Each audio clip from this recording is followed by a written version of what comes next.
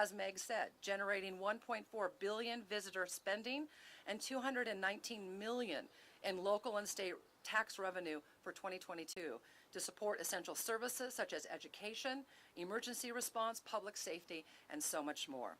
And whereas travel is an essential industry, and we continue to communicate that growing travel leads to economic growth, benefits businesses, and fosters mutual understanding. Now, therefore, I, Nadine Woodward, Mayor of the City of Spokane, on behalf of the citizens of Spokane, do hereby proclaim May 7th through the 13th of 2023 National Travel and Tourism Week in Spokane, and urge the citizens to join me in recognizing the critical role this industry plays in our city. So thank you for inviting me to be here. It's a pleasure. Do you want me to leave this up here for whoever? Okay.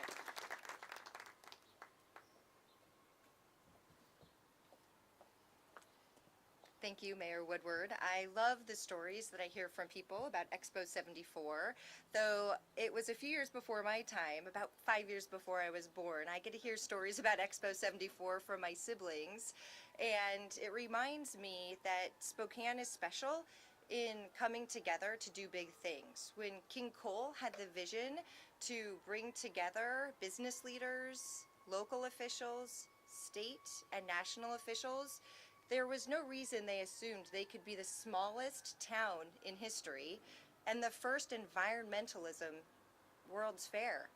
But somehow, through coalition and collaboration, they were able to pull it off. And still, we're the smallest town to have ever hosted a World Fair, which is a really big deal. And it's important, when we look behind us, we see the remnants of the rail yards that were here at that time. The entire Riverfront Park was a polluted rail yard. They took a place of pollution and made it a place and a beacon of environmentalism and collaboration, which we enjoy to this day. And it's with honor and gratitude toward those who came before that I introduced Matt Santangelo, who's going to be the program manager for something that I'm going to let him tell you about.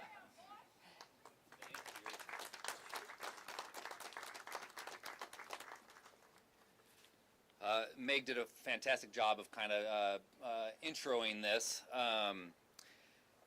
As Mayor Woodward shared, every time you hear a story from someone who was at the World's Fair or whose family was at the World's Fair, quick side note, like Meg, I'm too young too, okay?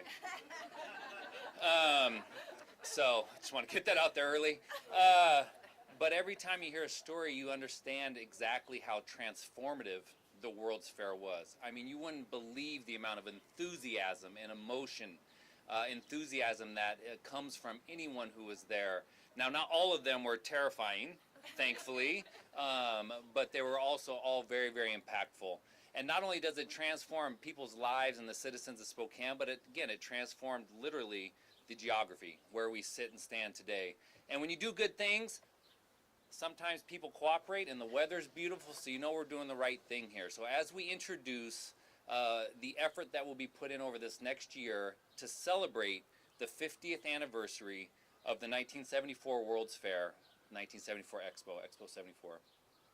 So we have started to organize groups, organizations, leaders in our community to really build a 2-month calendar of programs, events, and attractions starting May 4th of next year through July 4th weekend to really highlight what the fair and honor the history of the fair, to recognize and acknowledge who we are and what we are today, and let this celebration be a catalyst for what we want to be when we grow up over the next 50 years.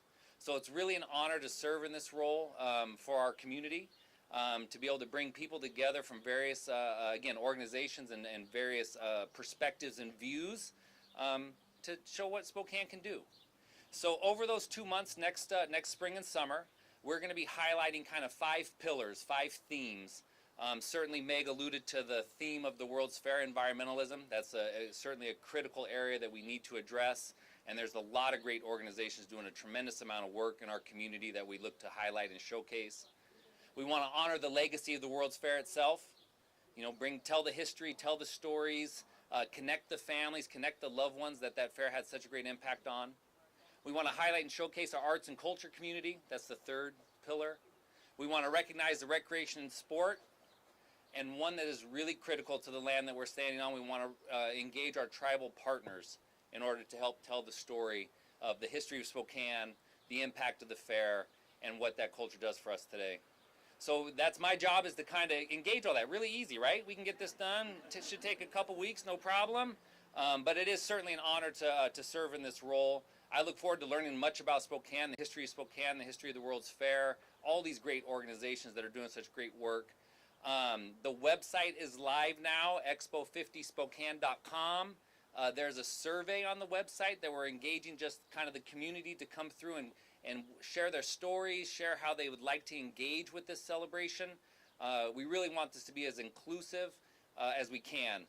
And for those of you that do have a direct tie to the World's Fair, I've said this enough times, this is not a World's Fair that we're having next spring and summer. It's the 50th anniversary of the World's Fair. I think that's an important distinction because people get really, really excited about this opportunity. So with that, I just want to say thank you. Be on the lookout, website and social media, as we start to tell this story on a much grander scale over the next 12 months. Thank you.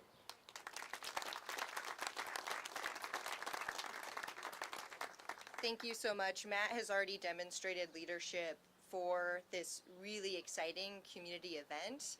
And it's a really big deal. As the program manager who's going to pull off the event, it's a lot of coordination. So I have a few more thank yous and a few asks. Thank you to Mayor Woodward for declaring this week the Tourism Week here in Spokane. Thank you to each of you for being here, especially the staff who is so incredible. Thank you to Kate for all her work in putting this together.